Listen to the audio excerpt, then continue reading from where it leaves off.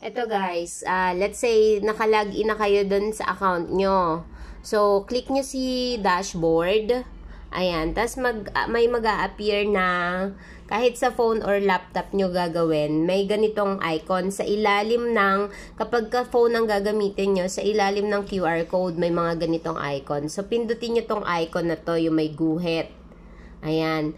Tapos, may makikita kang enroll to a program. Naka-enroll na kasi ako guys kanina. So, kayo, kung hindi pa kayo naka-enroll, pipindutin nyo tong enroll to a program.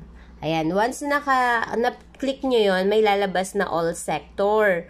Pindutin nyo yung tourism kasi events and management tayo. Medyo mabagal siya. Ayan. Tourism. Ito, tourism. And then, ang qualification, siyempre, events management services. Tapos, yung institution, ayaw niya pa talaga. Mamaya na si institution. So, balikan natin si institution. Si region muna tayo. Siyempre, sa NCR tayo, hanapin natin si National Capital Region. And then, province natin, si Camanava, kasi si Sabas ay nasa Valenzuela.